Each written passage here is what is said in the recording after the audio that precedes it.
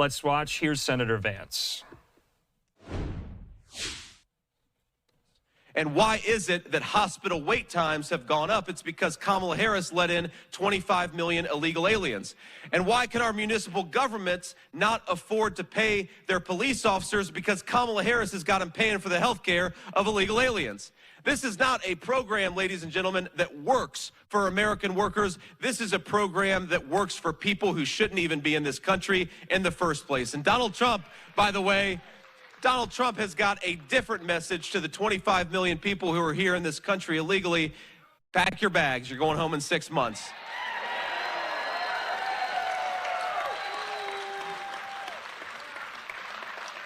And look, it's a disaster not just for public safety, but it's a disaster for the wages of workers. We know that when you let in 20 million illegal aliens, 25 million illegal aliens, and you let them stay here, and you give them health care, then what does it do? It undercuts the wages of American workers. That's why a lot of Wisconsin paychecks are not keeping pace with the price of inflation, because Kamala Harris let in people who shouldn't be in this country to begin with.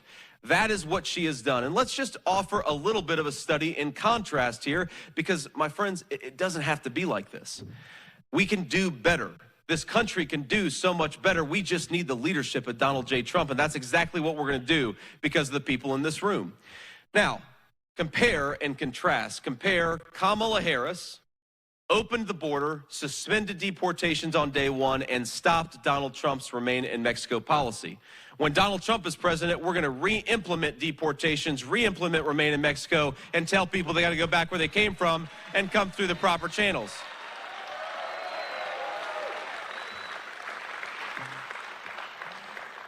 Kamala Harris shut down American energy, raised the price of gas and utilities on American families and American manufacturers. Donald Trump's message and solution is simple. Drill, baby, drill. Open up America's energy markets and get it from our own workers.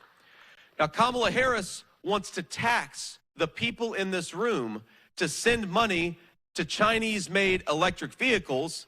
Donald Trump wants people here to keep more of their own money and to buy products that are made right here in the United States and stamped with Made in USA.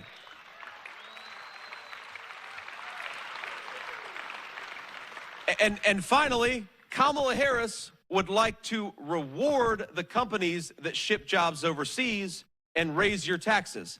Donald Trump wants to cut your taxes and punish the companies that are doing business with the communist Chinese. Let's reward American manufacturers, not the corrupt businesses that are getting rich from Chinese slave labor.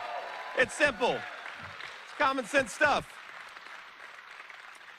So I want to take some questions from the media here in just a second, but I want to leave you with one final thought here, because, you know, getting to run for the Vice President of the United States is the greatest honor of my life. It's the coolest thing. I get to fly around and drive around and see this country from a totally different perspective. And let me tell you the good news. My friends, the good news is we have the most beautiful country in the entire world. The good news is we have got natural resources that are the envy of the entire world. It's amazing. The Chinese and the Russians would kill for the stuff that we have right here in Wisconsin and all across our great country. We have the best workers and the best families anywhere in the world. And by the way, we've got the proudest cultural and historical traditions, I believe, that exist anywhere on the face of the earth. That is what we have going for us. The only thing that is broken about this country is our failed leadership. And that's why we got to fire Kamala Harris, replace her with Donald J. Trump, and get some leadership in this country that is equal to the job of leading the American people.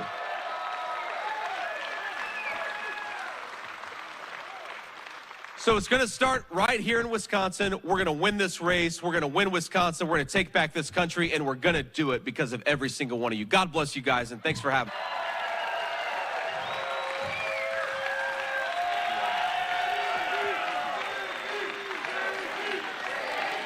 Thank you. Thank you, thank you, thank you. Here, y'all want to see me take some questions from the media? All right.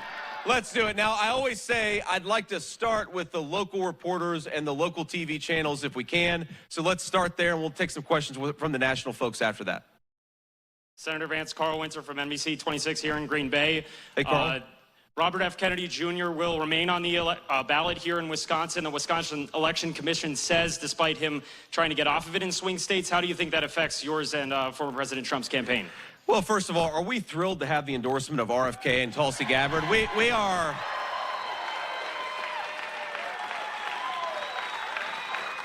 It's funny, as much as the media says that Trump is the candidate of division, the reality is that we, from Nikki Haley and Brian Kemp to RFK and Tulsi Gabbard, Donald Trump is the candidate of common sense and cutting out the craziness, and we're thrilled to have support from across the political spectrum. I mean, look, I think it's ridiculous that RFK has endorsed Donald Trump. He has petitioned to be taken off the Wisconsin ballot, but a bunch of bureaucrats are going to keep his name on the ballot because they think it'll hurt Donald Trump. I think we're going to win Wisconsin anyway, and we're going to fight for every single vote. That's our plan.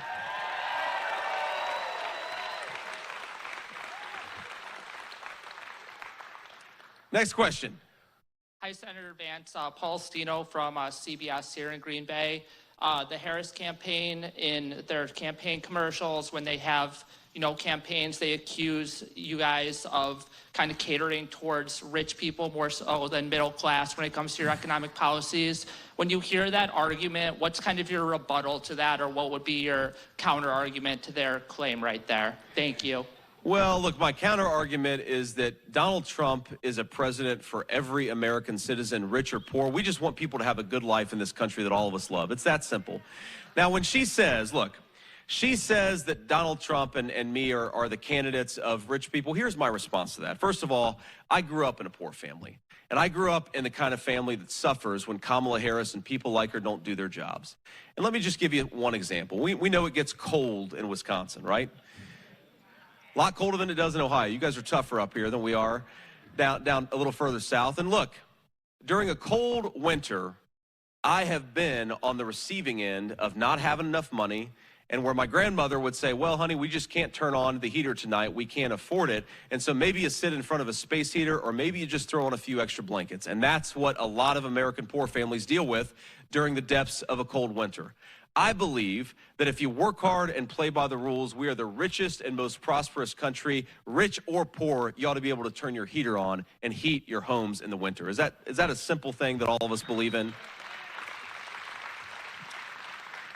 Now, clearly, Kamala Harris doesn't believe in that because she has pursued policies that are making electricity and utilities go up by 30, 40, and 50%. So when she says that she's the candidate of the little guy can't afford to heat their homes because of Kamala Harris's policies. The little guy can't afford to put groceries on the table because of Kamala Harris's policies. And the little guy can't afford to buy a home because of Kamala Harris's policies. She is the president of a corrupt leadership in this country. Donald Trump is the president of the people, and that's why we're going to win.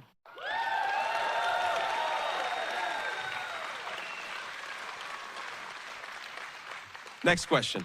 Senator Ben Krumholz with Fox 11 in Green Bay. What do you want to see happen with abortion?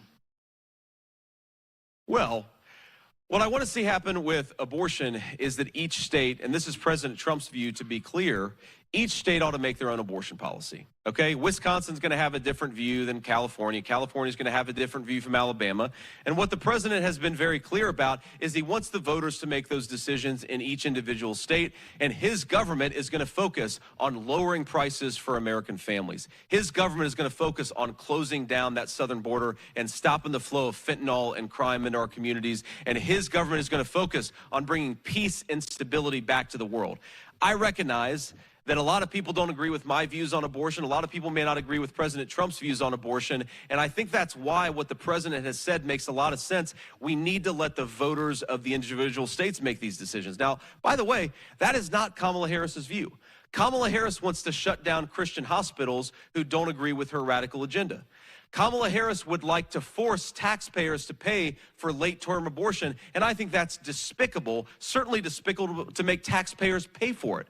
So when Kamala Harris says that we are the extremists on abortion, she is the one that wants to force her radical abortion policy down the throats of the whole country. It's ridiculous, and I don't think the American people buy it.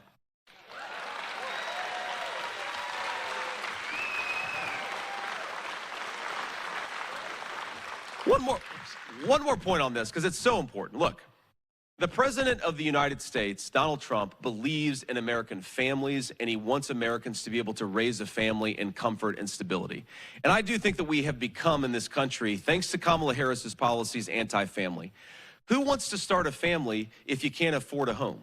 Who wants to start a family if you can't afford groceries? Who wants to start a family if you feel like the President of the United States is not looking out for your interests?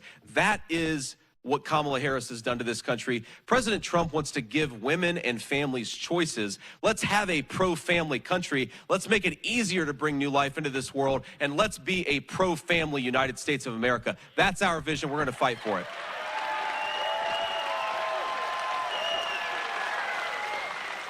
Thank you. Next question. Hi, Senator. Jason Zimmerman from Action 2 News. First of all, how do you solve the crisis between Israel and Hamas and put an end to that conflict? And how concerned are you about the tension building between Israel and Iran right now?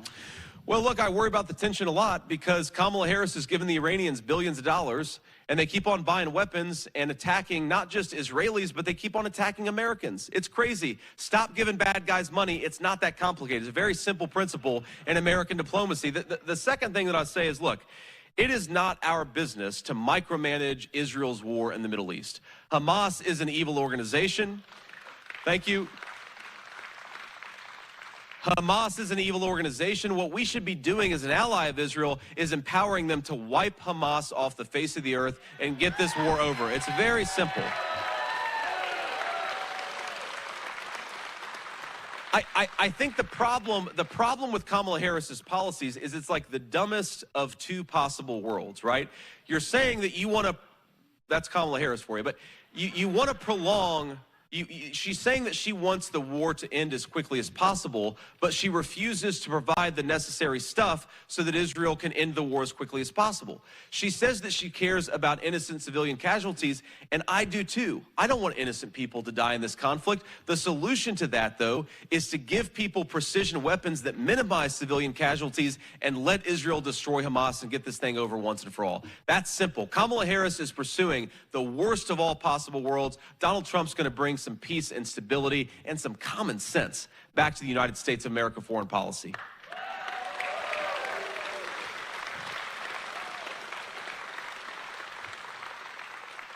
Next question. Hi, Senator Vance. Joe Schultz, Wisconsin Public Radio.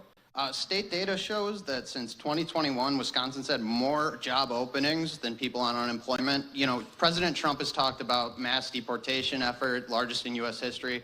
Does that run the risk of worsening the state's labor shortage? Well, look, we don't just want job openings, we want good job openings that allow people to provide for a family.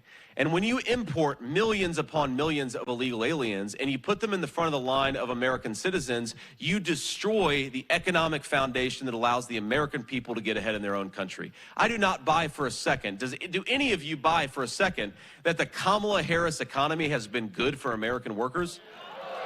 Nobody buys it. Inflation has failed, wages have failed to keep pace with the price of groceries, the price of housing. So you've got people working harder and harder, feeling like they can't get ahead. They're in fact falling further behind as they work harder and harder. That is not an economic record to be proud of. And it's interesting that back when Joe Biden, remember him?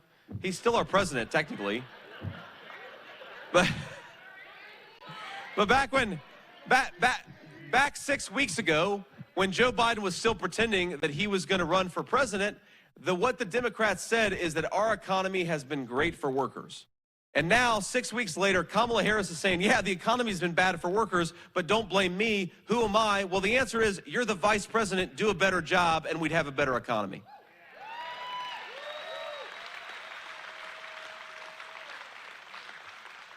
Next.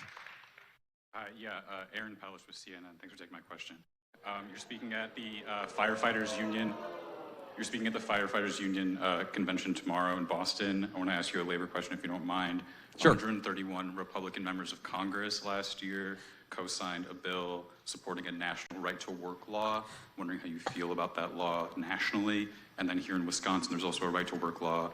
Over in Michigan, they repealed a right-to-work law that went into effect earlier this year. Wondering whether you support Wisconsin's policy to keep it or Michigan's to repeal it? Well, look, I'm not going to comment on what Wisconsin should do. Wisconsin ought to make its own decision on this, and Michigan ought to make its own decision on this. I did not sign on to the national legislation that you're talking about. And my view is the best thing for American workers, union and non-union alike, is rising wages, investing in American manufacturing, and investing in American workers, closing down that southern border. That's what workers need more than anything else. Safe communities and high wages, and that's what we believe in. So my message to the firefighters, it's been my same message to the police union. Of course, pretty much every police union in the country has endorsed me and President Trump. My message is we want you to have safe jobs. We want you to be able to do what you can and do what you need to do without being destroyed by our public leadership. And we want you to have good wages for a fair day's work. That's true for the union workers, and that's true for the non-union workers too.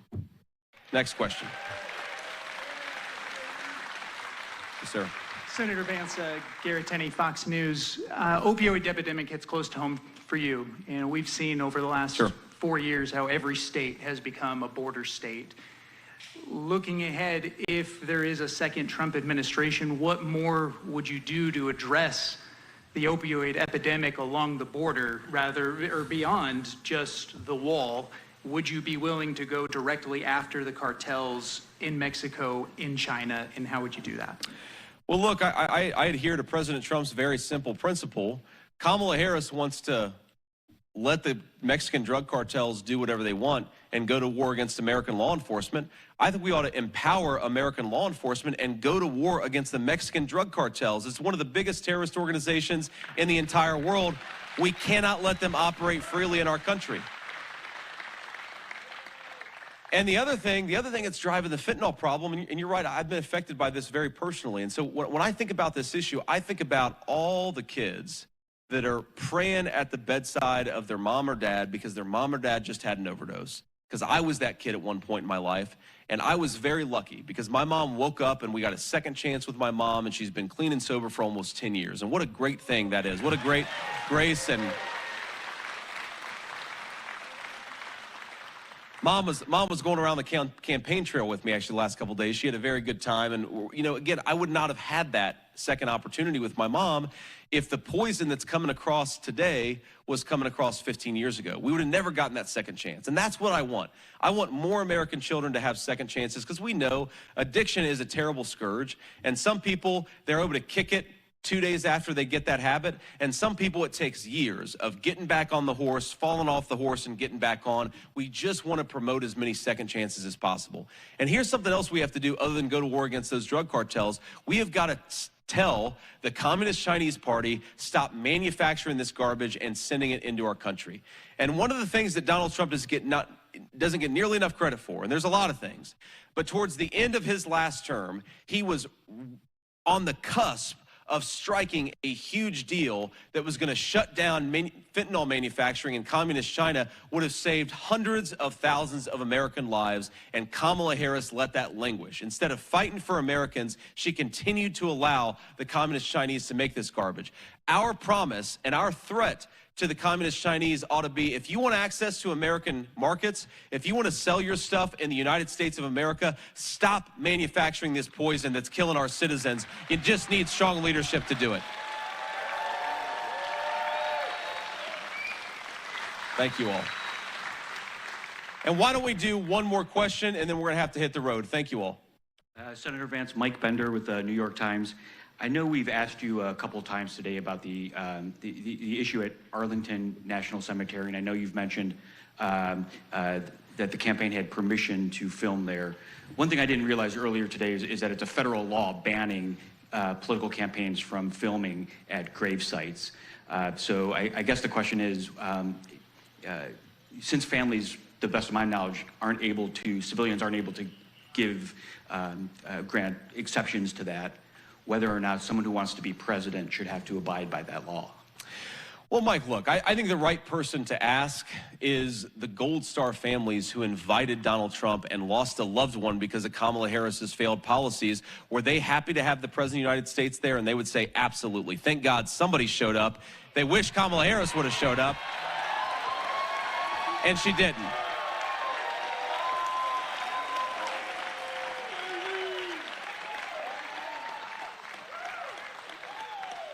I mean, you guys in the media, you're acting like Donald Trump filmed a TV commercial at a gravesite. He was there providing emotional support to a lot of brave Americans who lost loved ones they never should have lost, and there happened to be a camera there, and somebody gave him permission to have that camera there. This is not a gross violation of federal law. This is a president who did what all presidents should do: show up and provide support to your own people. Thank you, sir. So again, I'm biased. I like Donald Trump. And I know you all do too. But look, ask the Gold Star families. And if there is a scandal here, I cannot get over the press's obsession with this. Because what is the bigger scandal? That Donald Trump was invited to stand by a graveside and actually accepted the invitation, or that Kamala Harris let 13 brave Americans die because she's a failure of a leader? And why hasn't Kamala Harris fired anybody who was implicated in getting those 13 Americans killed? And why hasn't there been a real investigation about why those 13 Americans got killed? I think that's a much, much bigger problem, and that's where the media ought to focus, not on Donald Trump doing his job and showing up as a president should. So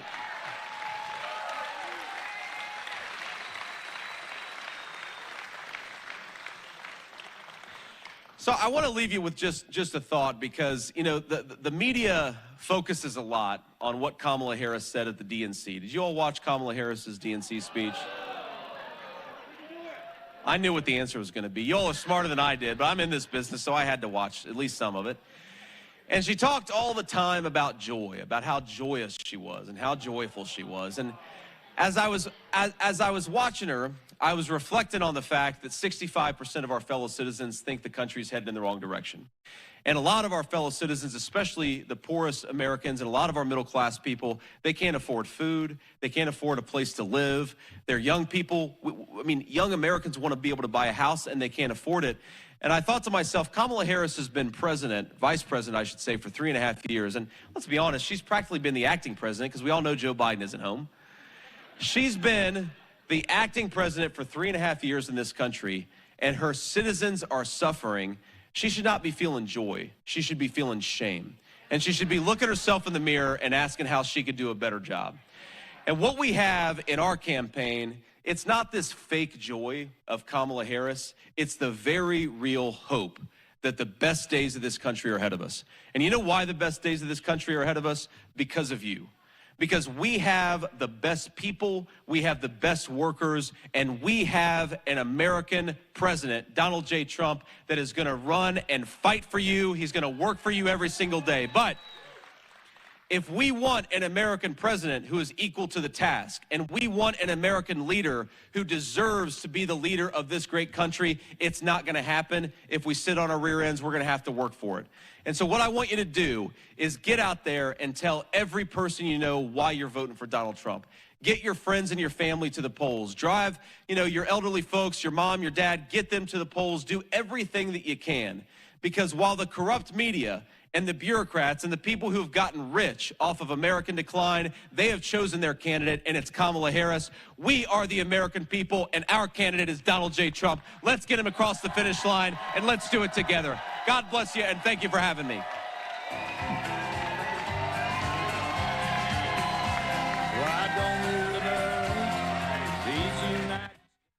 All right, so you've been listening there to Ohio Senator J.D. Vance in Pere, Wisconsin today. This is his second stop on this swing through these Rust Belt states. He was in Erie, Pennsylvania earlier this morning, and we were listening to both of those rallies, live, raw, and unfiltered there. He got that last question like he did in the previous rally, in the previous Q&A with reporters, about this report filed in NPR last night that has since been confirmed by the Washington Post and the Associated Press about a alleged incident between Trump campaign staffers and Arlington National Cemetery officials about taking photos and video there in this portion of the cemetery known as Section 60, where our fallen heroes from the wars in Iraq and Afghanistan are buried.